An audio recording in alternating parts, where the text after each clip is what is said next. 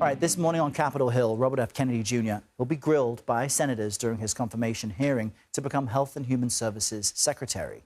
RFK Jr. once led President Trump's Make America Healthy Again movement. He's also made controversial remarks about vaccines, and he's falsely claimed that vaccines cause autism. He's also pledged major changes at the CDC and FDA. These are agencies he would oversee. And the Senate Judiciary Committee will hold a vote today on Pam Bondi's nomination for U.S. Attorney General. The former Florida State Attorney General has told the committee that she would never play politics as head of the DOJ. CBS News congressional correspondent Caitlin Huey-Burns is on the Hill following this for us. You appear to be standing where all the grilling or complimenting will be taking place today. We know that yesterday, RFK Jr.'s cousin Caroline Kennedy sent a blistering letter to senators calling him a predator. You tried to get a response from him on that. What did he say or not say? Hey, Errol, great to be with you. Yeah, this is the room where it happens. Kennedy's going to be taking those questions at that table right behind me. You mentioned this letter coming from Caroline Kennedy, his first cousin. She's the daughter of President John F. Kennedy. And what's remarkable about this letter is that we've seen lots of criticism from other members of Kennedy's family. Remember, during the campaign, a lot of his cousins and a lot of family members came out in opposition to him. But Caroline Kennedy, who's also a former ambassador, has been largely behind the scenes, hasn't really come out in public to weigh in. And that was what was significant about her letter, because she said, you know, I typically don't do this sort of thing.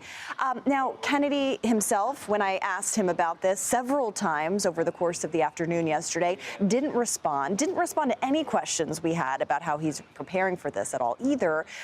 But we will see whether this has any sort of impact. I can tell you from my reporting and talking to lawmakers, it's very doubtful that a letter like that will sway anyone that's on the fence one way or the other. You do have some lawmakers who are more reserved, more skeptical of Kennedy and his past controversial statements.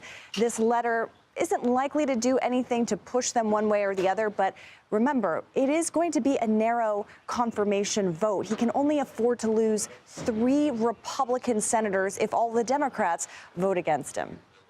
And Caitlin, what other cabinet nominees have hearings this week, and what are the levels of challenges they are expected to face? Yeah, Errol, it is a big week here on Capitol Hill. Actually, tomorrow, Kennedy will have another hearing with a health committee.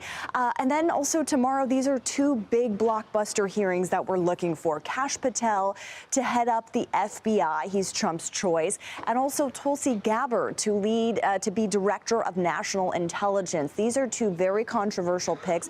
And Gabbard especially is going to have a very difficult confirmation fight to get the support that she needs. And we're waiting to see whether and how Donald Trump himself starts to apply that pressure, perhaps publicly, to some Republicans who may be on the fence.